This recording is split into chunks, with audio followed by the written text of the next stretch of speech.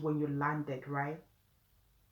Even getting off the plane, the heat wave that hits you, you're like, whoo. That was it in her eyes. She was just like, baby, what is wrong? Baby, this and that. Baby, that. Baby, oh my God. Baby, do we need ambulance? And I was like, ambulance. The smell, the aroma of the city itself. Like, it's just something about Naija. The aroma of the city, the smell of the street food.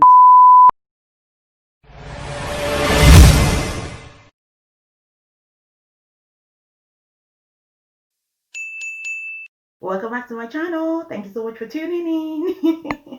How are you guys doing? Hope everyone is great and lovely. So let's dive into today's video. You can tell that I'm comfortable, so make sure that you get your cup of tea or your wine, sip on it while I tell you this beautiful story of going back to Nigeria for the very first time since I came to Europe. Yes, I haven't been back to the country since I came to Europe. A very first time. There was a reason for us to go back to Nigeria, and that was my sister's wedding. So let's dive into the story.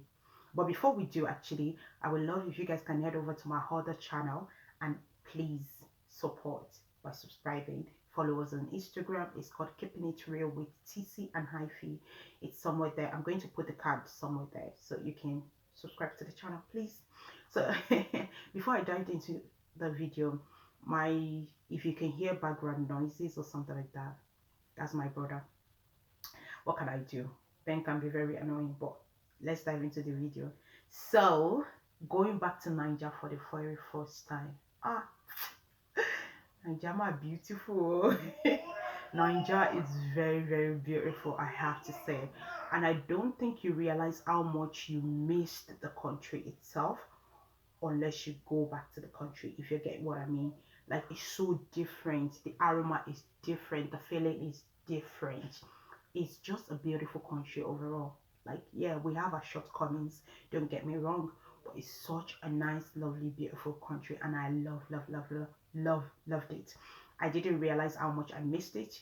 The anticipation of missing it actually came just days before we flew down to Nigeria. And I was like, oh my God, I'm excited. I was thinking about my friends. I was thinking about the families that I have there. I was thinking about the environment. But you have to realize I left at a young age. I left at a teen, and I left as a young age, like a young teen, and I was going back as a 25 years old woman. So things have really changed for me, and I reckon also for them.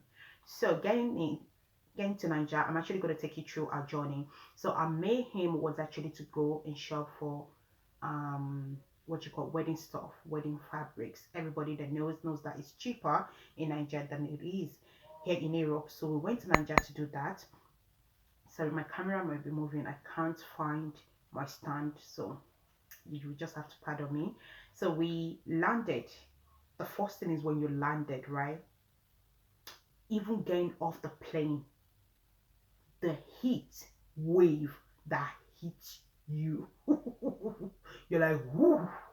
Considering that we were coming from Highland and going down to the Nigeria, it's just way different. Like, the temperature the weather, everything is just different, and the heat wave that hits you, you're just like, Jesus, how come? Where did I get myself into? We felt it, like, even before we got to the custom, the immigrations. No, we felt it. The moment you're getting down from the plane, even from the plane, you will be feeling the heat. You don't understand. That temperature is like overly something that you cannot control.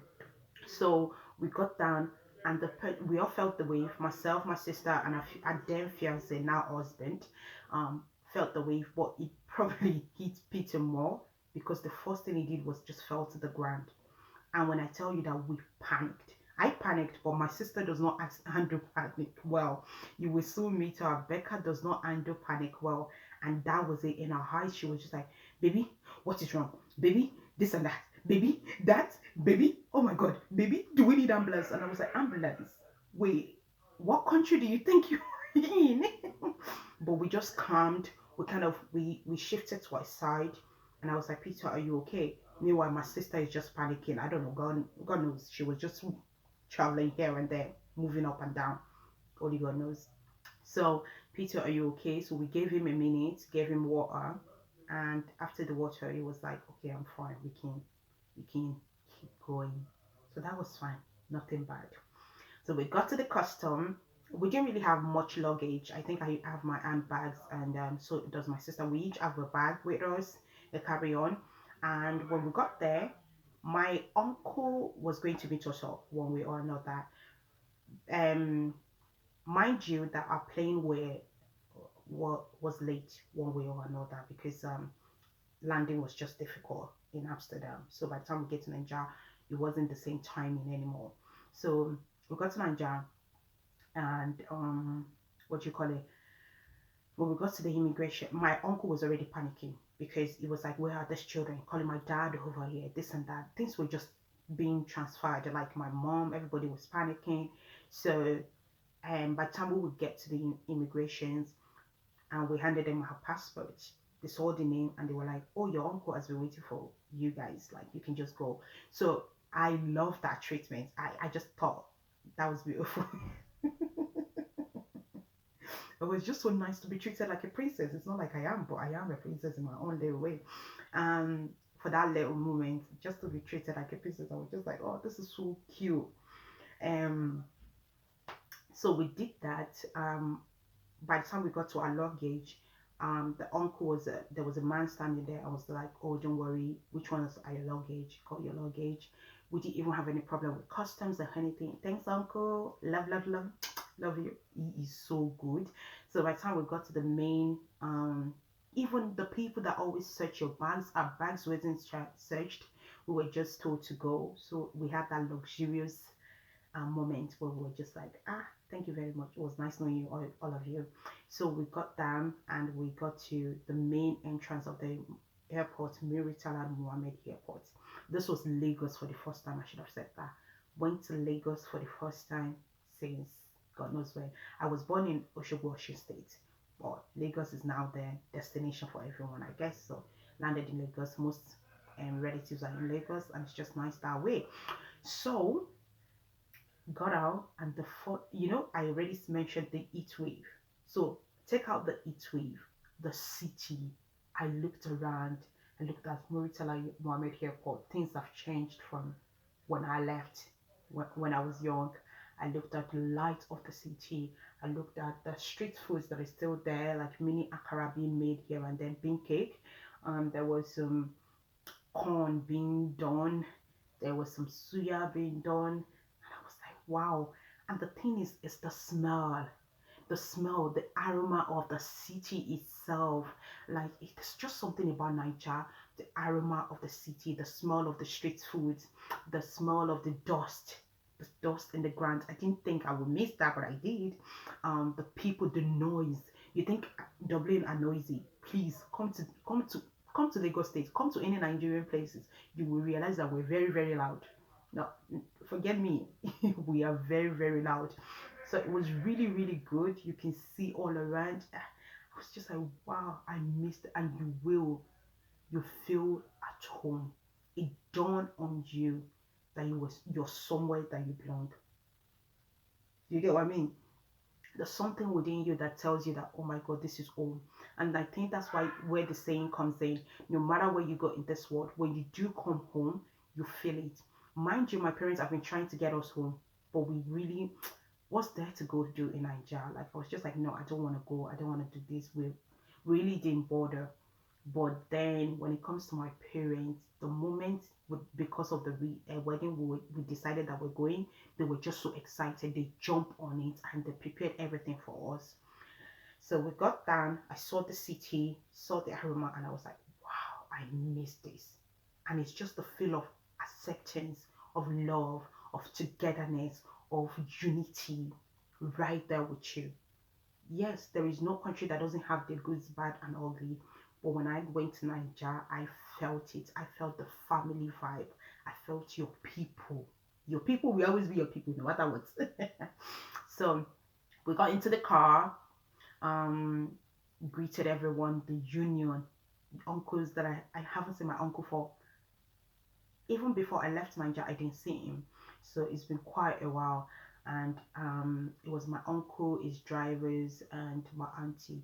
Beautiful, beautiful, beautiful car. The AC, we were coming from between. The moment we got into the car, they put on the AC and it was just shouting into the. We felt the AC and it was so, so, so, so good. So we head home. The journey to home, apparently my uncle's home to the airport, not too far, but we spent 2 hours even getting home, or 1.5 hours. How? I don't know. And that takes me to the next thing. This one I don't miss. The traffic. I think that night we didn't really get the vibe of the traffic because we were tired. I just want to sleep. I want to get home. I want to sleep. I was just tired. I was done. But to realize that it took us almost 1.5 hours to get home, that's when the reality starts sinking in that Jesus, we didn't consider the traffic. We had made plans that we would be going to appointment, 2 hours appointment and things like that. But we didn't consider this. What do we know? And we didn't really, like, a lot of people did, they told us before we left, like, oh, the traffic is huge and things like that. But we didn't really put it into consideration like that because I was just like, oh, it still will be fine. You know? I don't know why I thought that, but we got there, we got home, auntie made a nice, lovely, delicious amala and ewedu soup with pure goat meat. This is the goat meat that they have caught to. Are you not telling me that I didn't miss Nigeria? I beg, I miss her. I definitely, definitely miss her. So we had dinner, went to bed, and on to the second day. The second day was beautiful. The first thing we did was went into the market because you have to realize that our aims were to get the wedding stuff. So technically, we didn't really go for holiday, but at least we still want to have fun here and there. Mind you, we didn't consider the traffic while we were planning. So that's another thing. It just put us off. Like our plans were off. My auntie told us that we're going to have to. Satoyi was like, no, you guys have to wake up 5 a.m. for each appointment for each day, even. So we're getting up 5 a.m. and getting back home in around 1 a.m. Yes, we were literally on the street for each journey. It doesn't make sense. That the traffic mentality and the population in Lagos State have to be addressed. I don't know how they're going to do it. It's just not realistic. Like, I understand there's no law. There is law in Nigeria, but I don't understand the road safety. I don't understand the road mentality. Okay, it just put you off. So we woke up 5 a.m., got into the shop. So the first thing we did, we didn't really get to eat. We had tea and then we're good to go. Cold tea, not hot. And then we're good to go. Got into the market. We actually went to Oshodi mostly on all of our journeys. Most of Oshodi, Ikorodu, Lekki. Um, yeah, there was another market. There was Oshodi. There was something, maybe Ojoba. I don't know. Um, Idumota, Idumota market. I don't know, guys. We just went, but Oshodi mostly. Let's just pick that. And to even get to Oshodi, you're stuck in traffic for like 3 hours, 4 hours, traveling from mainland to island. I'm not going to go deep into the whole thing. When we got to Oshodi, another thing that I missed is the bargain of prices. So we had an instruction from my auntie. We're not allowed to have a conversation with the seller because she will do the, so it will be between, there is a negotiation between the seller and the buyer and you just come to an agreement, and sometimes you never do, so you can just walk away. And I missed that. I missed the fun in it of like, mommy edema tabaye, mommy edema shele, edema that. And we were instructed to speak Yoruba. So even though they said speaking Yoruba doesn't mean anything, they still know that you're from Europe. My question is, how do they know? Because we blended in. I can speak Yoruba. I grew up in an household that my mother will whack you if you don't speak Yoruba. She'll be like, why are you speaking English? So because of that, I can speak Yoruba if I want to dive into my dialect, into my language itself. But my auntie was just like, keep with the Yoruba, and because if they know that you're from Europe, you're probably not going to be favored when you're negotiating because they will be like, you got money. And I will get into another video to chit chat with you on the misconceptions that Nigerians have about Europe, as if Europe is this almighty heavenly paradise. Says who? But I'm not going to dive into that. So because of that, they told us not to speak English, or perhaps to stick with Yoruba so that you blend in. So while we're in the market, our aims was to continue to have a conversation. And sometimes I even tried, I think I was meant to buy something for my sister, and I negotiated that by myself. Or maybe it was my clothes. I think I negotiated my clothes, and I negotiated it to a price that I wanted to pay, because I was just like, mommy, am I share for me? Mo le ra báyẹn, mi le ra, mi ni ra báyìí, mi ni ṣe whatever. It was so fun. Trust me, it is. It's really good. You know, here in Europe, you just go into the market, you can't negotiate. You pick and choose and you buy. You barely have chance to negotiate. And it's the same in Nigeria. Don't get me wrong. There are some shops where you actually go into a supermarket and the prices are there. The price tag is there. You either have the amount to buy it or you don't. And there are some shops which are the local markets, the local one. The local one, you can just walk, and this is Oshodi. So we spent so much time in Oshodi trying to buy some fabrics, trying to find some things, Ashoki or something like that. I don't know. We're just there, and then we went to eat. I miss the food. Ah, Jesus, I miss the food.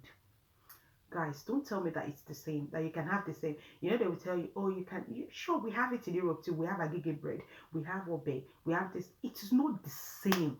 There is something that Nigerian puts in their food that makes it Nigerian. I don't understand. I don't think you get me. Try and understand me.